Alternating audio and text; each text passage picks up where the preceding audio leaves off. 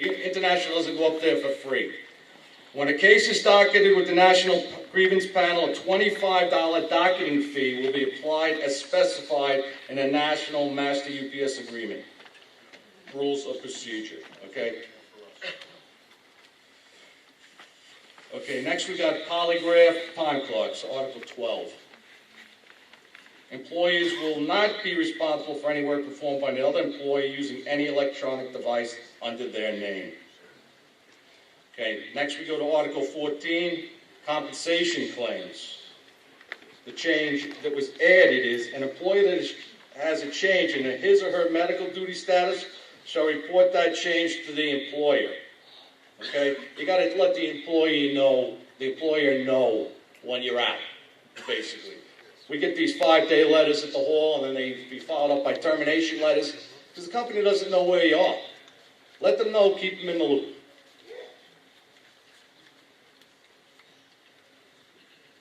Temporary alternate work. Pay rates for temporary alternate work assignments will be at the employee's regular rate of pay.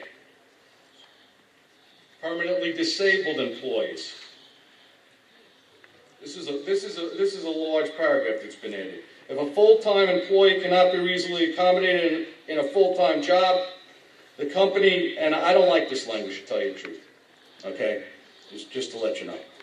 If a full-time employee cannot be reasonably accommodated in a full-time job, the company may offer a part-time job as a reasonable accommodation if the employee is qualified and meets the essential functions of the job.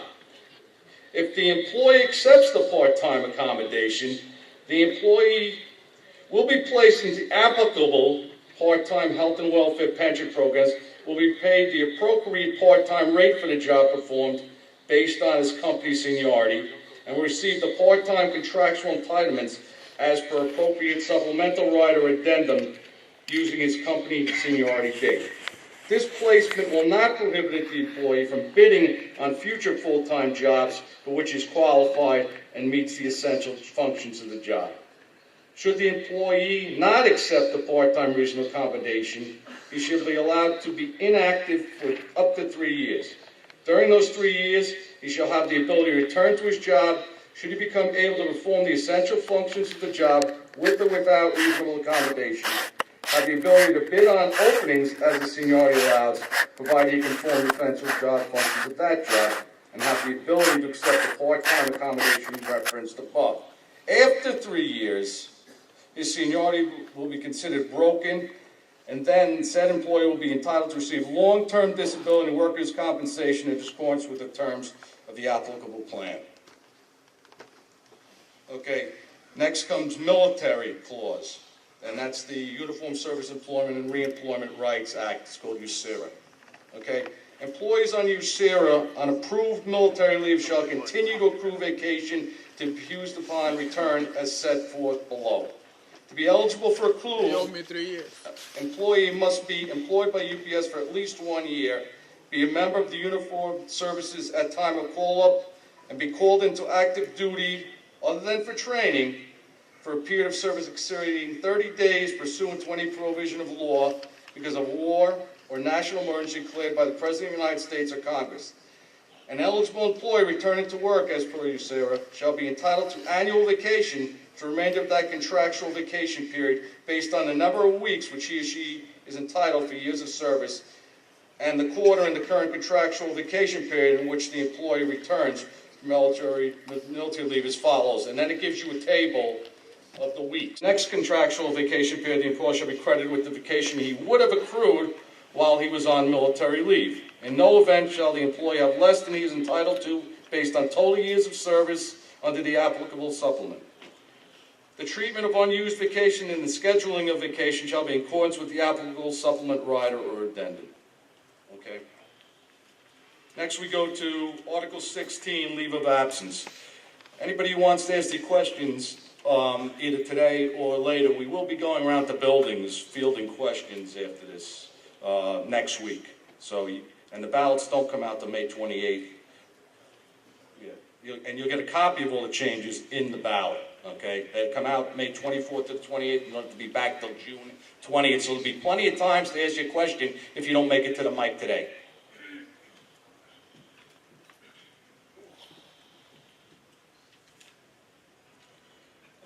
of absence. This is the loss of license leave of absence. Okay? And I'm just going to read section 3.1. When an employee in any job classification requiring driving loses his or her operating privilege, or whose license has been suspended or revoked for reasons other than those for which the employee can be discharged for the employer, leave shall be granted. Okay, that period now went from 1 year to 2 years. Okay, it used to be 1 year and then it could chuck you. Okay, alternate work other than alcohol substance, that went from 1 year to 2 years, which is an improvement. Covered benefits shall continue for the length of the leave of absence for the job duration up to 2 years. Now you got section 3.3, alternate work, alcohol controlled substance, be offered work inside, that went to 2 years from 1 year. Okay, coverage of benefits went from 1 year to now 2 years.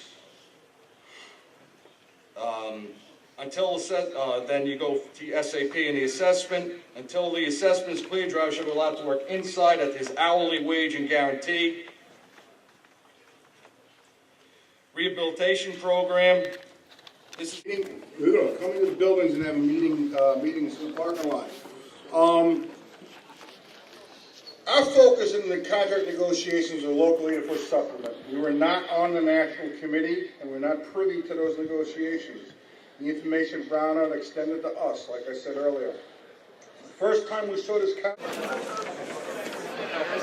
Excuse me, everybody. We just Neil did a great job at reading the international, but I know it gets a little boring. But there was one part that he skipped over that I just wanted to make sure everyone understood.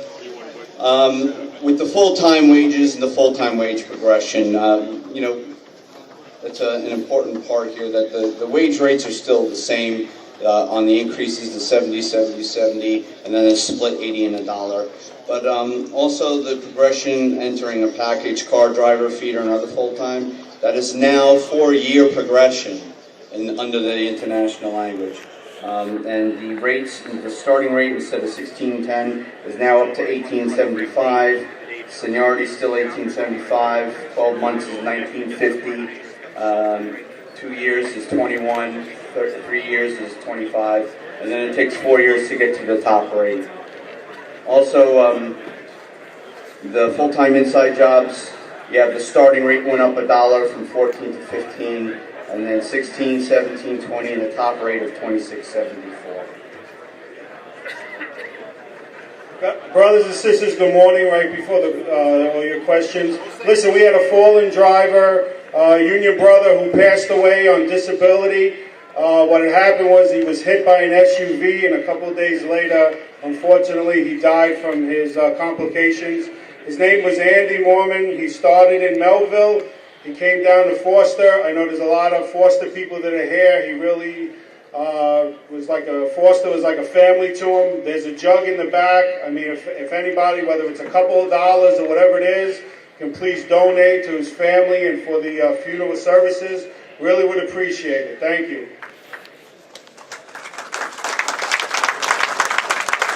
Once again, we'll be coming to the buildings for questions. We've got the hall for about another 20 minutes. Go. Apology on what's happening. With the VCWs, how does that affect the guys that are trying to make the progression, the new hires? Does that affect the new hires? Does that stop them during that period of time from making bulk, and they can use the VCW, meaning put those guys on layoff or stop them from working, period, and then use the VCWs? And then after that period is over, now they can pull these guys back and start their progression again. Does that affect the VCW? No, it doesn't affect. They can't hire them once the vacation period starts. It's got to be from inside. And my last question is, the VCWs, during that period, the guys going home, when they're sending guys home, does that stop them from sending the guys home, meaning they have to use those full-time drivers before they use the VCWs? Does that have any effect there? Yeah, it does. The problem we have is the guys calling from the parking lot that we don't know are going home.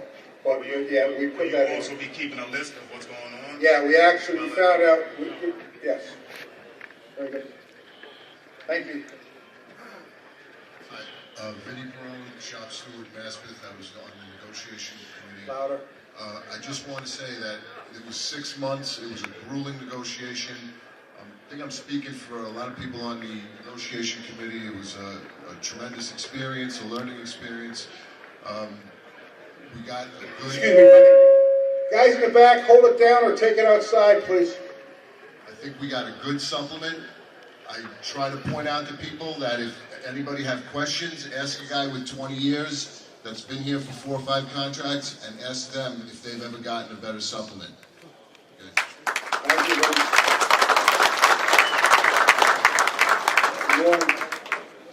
How you doing? Dennis Donnelly, feeder. Vacation cover drivers is package car drivers only. Yes. Any remedy to anything in feeder as far as vacations are concerned? 10%. So package drivers get 15% and feeder drivers get 10%. Yeah, because it's easier to Nobody in feeder has less than 5 weeks vacation. Every year, I pick my vacation in feeder after the cutoff date every single year. One year I picked my vacation on December 20th and was on vacation 3 weeks later. Right? You've had meetings with the feeder guys on your own, and the topic that comes up every time is vacation feeder. And nothing was done about it. 0. 2. We guaranteed 10%. It was never guaranteed 10% before. They were given, they give 10%. They've been getting 10%. All right, second question really quick. There are jobs where they're double starting people, right, with midnight. It's a contract year. They wanted, why wasn't it, why was nothing done about it? It was addressed, it was already in arbitration. So they don't address arbitrations during a contract year? Okay, thank you. Good morning, Terrell Davis, Nassau Building. I have 2 quick questions. Sure, brother. We're guaranteed 122 jobs in this local, right? Correct. Does that include the combination jobs? The new full-time combination job that you guys, Yes. that is included in that? Yes. We're expecting them to, they tried actually, I think the 100 is a false number. Because I think they're going to try to get higher, because they actually tried to get us to raise it from 5% to 10%, and we compromised, because we don't know how they're going to abuse this or what they're going to do with it. So that's why we tried to keep it at 5%. We agreed upon 7%, but there's a line in there that we can mutually agree to increase the numbers. So I'm actually anticipating more than 100 than just. Okay. My next question is, if a part-timer goes home before his 3.5 hours, and the shop steward goes up to him and asks him, do you want to put agreements in to get your guaranteed 3.5? And he says no. Can the shop steward supersede him and put in agreements and make sure he we gets can put it in as a local. We can put it as a local. You let us know and we'll file it if the guy's afraid to file it. All right, thanks The a lot. shop steward should do it though. Understood. Thanks a lot. Good morning. My name is Ted Lampius. I'm in the new Queens North building. I'm the shop steward. I've been with UPS for 23 years, and I haven't seen as good a supplemental contract as this in over 20 years.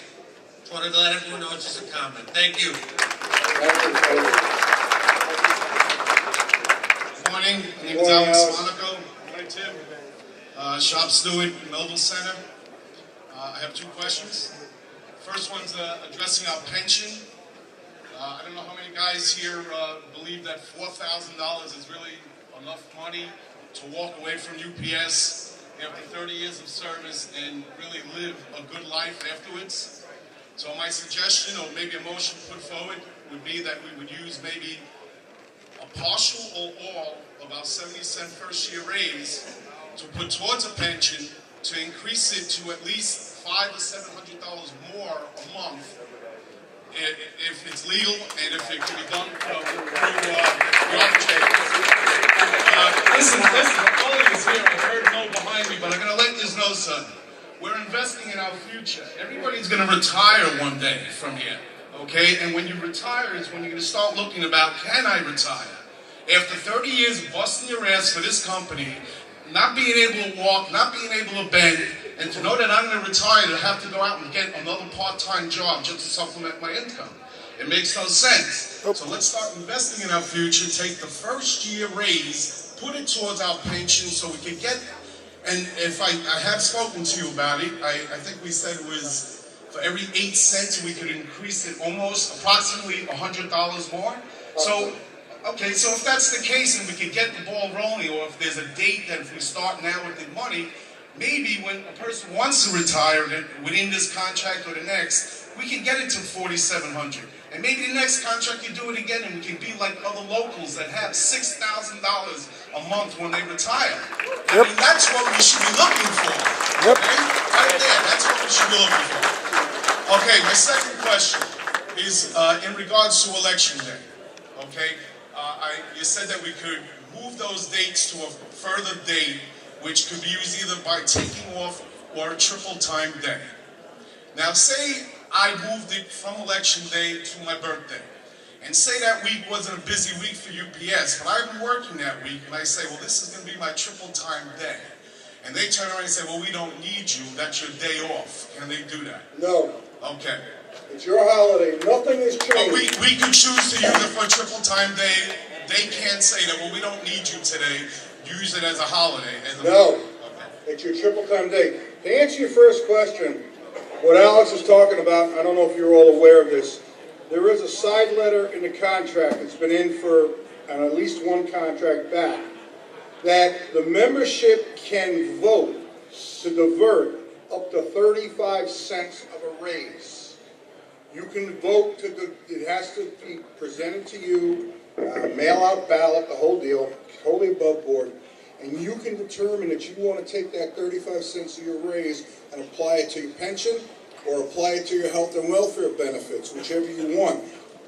And that 35 cents goes forward every raise. You lose that money progressively.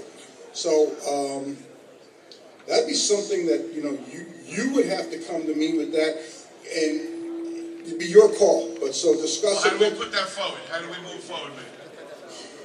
You can bring it up at a meeting here, and we can put it out, we can talk about it, and then come back at the second meeting and... What's wrong with today? Let's put a motion in today for it. Yep.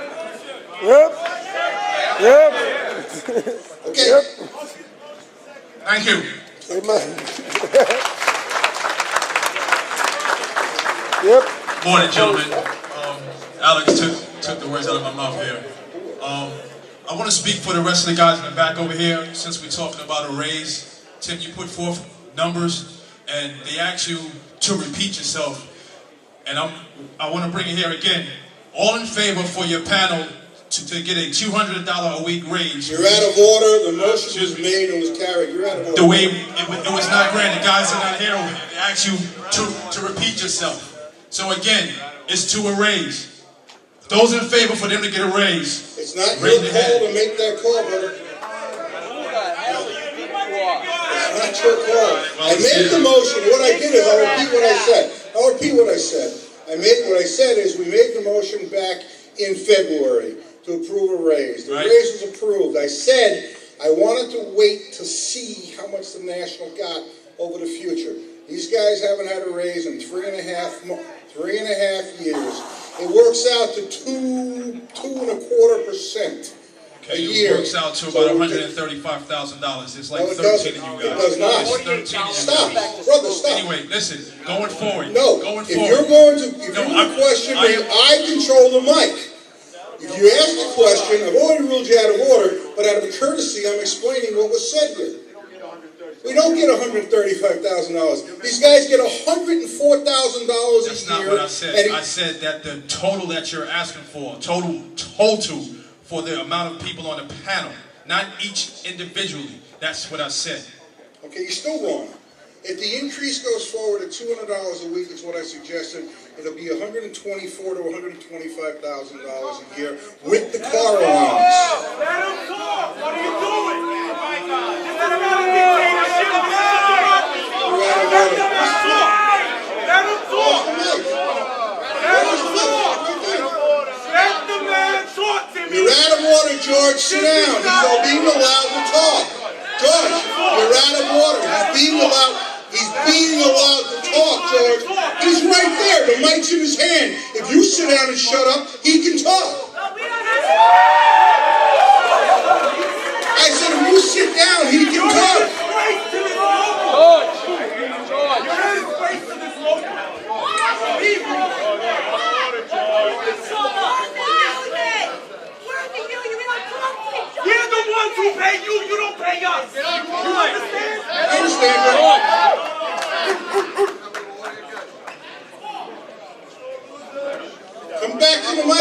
Come back to the mic.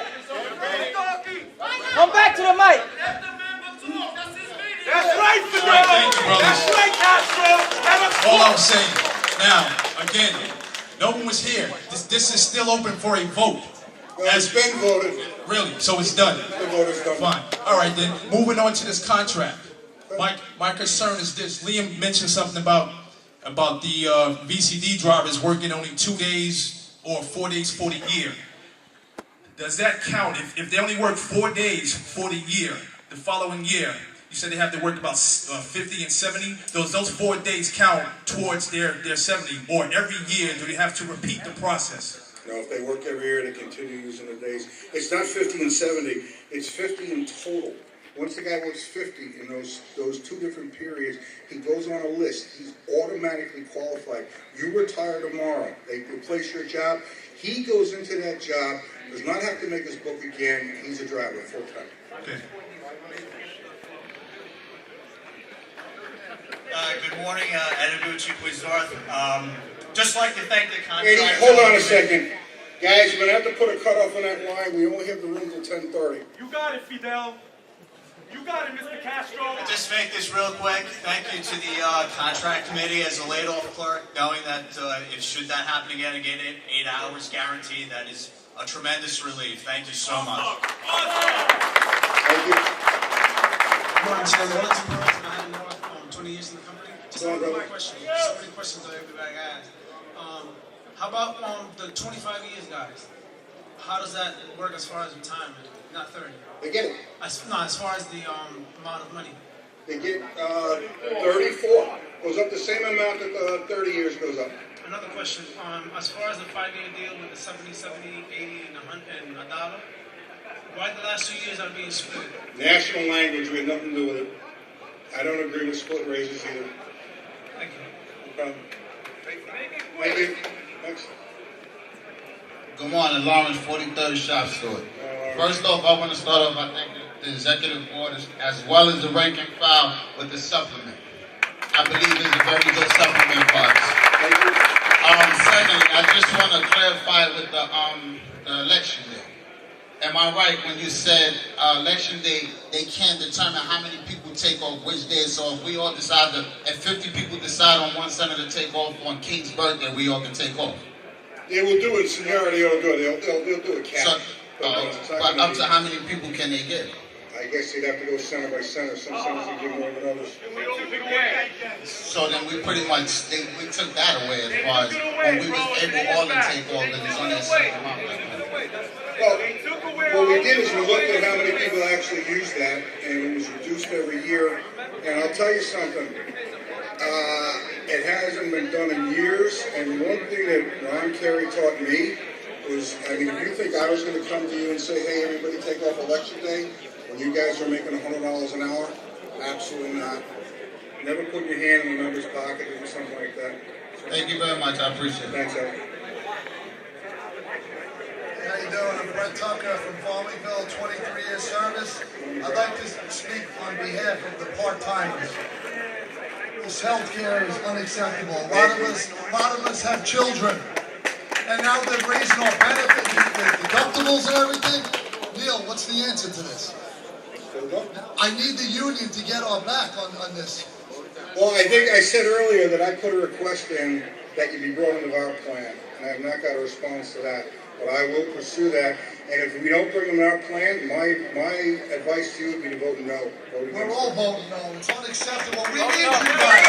We need you to step it up. May 28th. That's national language, brother. That's national language. That's got nothing to do with the supplement. Amy Goldstein, shop steward. Good morning. How are you? I'm fine, thank you. Just want to say I was on the phone call with the conference with Ken Hall, and he made it abundantly clear we will not be paying a dime for our benefits. You're 100% right. And now, so if I want something done, because my part-timers and I, we will not pay one dime for our benefits. And you got to do something about this. We are voting this down on the 28th. It's not happening. I will make that call tomorrow, Amy. I will make that call tomorrow to Ken Hall and let him know. I know we are. You tell Ken to call me then. Because I wrote him a letter, and I'm still waiting for my response. Okay. Maybe we'll arrange a conference call with part-timers to Ken Hall, or if need be, maybe part-timers will take a bus down to Washington and talk to them ourselves. How's that? It's national language. Morning, Jerry. Jerry Moore, shop steward, Farmingdale. I have with me John over here. Through no actions of his own, his wife has got a medical bill. It's $20,000. They sent him a check for $900. He couldn't go to the hospital that he was supposed to go. He was supposed to go to Winthrop. Went to South Nassau instead. From the doctor's office, the doctor said, "You're going now. You won't make it to Winthrop."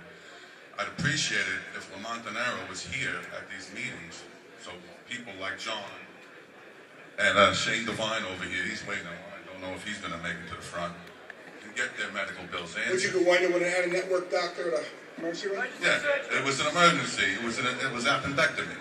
Okay, give me the paperwork. Let's see what we can do with the doctor. I appreciate it. And when you come to the buildings, I'd appreciate it if you did bring Lamontanero, because basically a lot of the beefs in my center are over medical bills. Okay.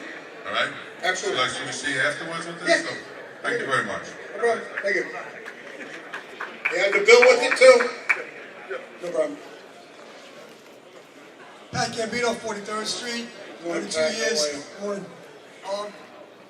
If the pension goes up, will the 144 per credit year also be rising? No, that is not going to.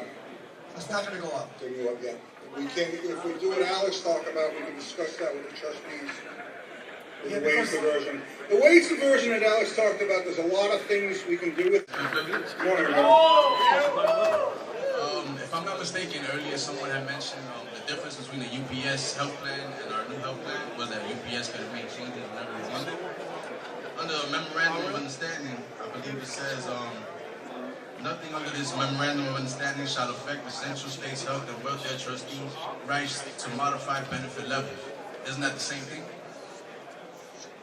Read it again. If they can modify benefit levels at any time, isn't it the same exact thing? Yeah, but you have two. Company plan versus a Taft-Hartley plan, right? Right. Sure. You're talking about a company plan versus a Taft-Hartley fund where there are union trustees that actually have a say. In a company plan, the company trustees have the sole say in that. There are union trustees in some of them, but they still have the majority of the vote, and they can change your benefits anytime that they want. Okay? Big difference between the union plans and the company plans. I've heard a lot of talk about the part-timers going into the Teamster Fund. I'm going to tell you one thing. I agree that you shouldn't have to pay any more than what you were paying. But in general, getting the part-timers into a union fund out of the company plans is a good thing, because I wish you would come into our pension plan as well. Because the $6,000 that he was talking about before in the pension plan, if we had the part-timers fight and come into the pension plan, we'd get a hell of a lot more for that too. So in general, it's a good thing that the Teamsters are now supplying the part-timers with benefits. And we'd like you in our plan, and that we'll continue to fight for. All right, one last thing. I understand the board has been busy with negotiations and all. Approximately when will be the next time we'll be seeing the payout for grievances? Oh, we go to a panel next week, first week in June. All right, thank you. Morning, Ralph Serpico, shop steward, Melville Building, Hop Center. I just want to reiterate on what Jerry Moy was saying. Shane Devine here had that medical bill for about 6 months. It's actually went through the hole and got kicked back again.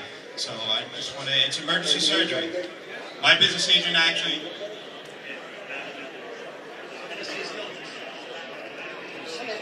Okay. La la la la, wait till I get my money right. I had a dream I could buy my way to heaven. When I awoke, I spent that on a necklace. I told God I'll be back in a second. Man, it's so hard not to act reckless. To whom much is given, much is tested. Get arrested, guess until he get the message.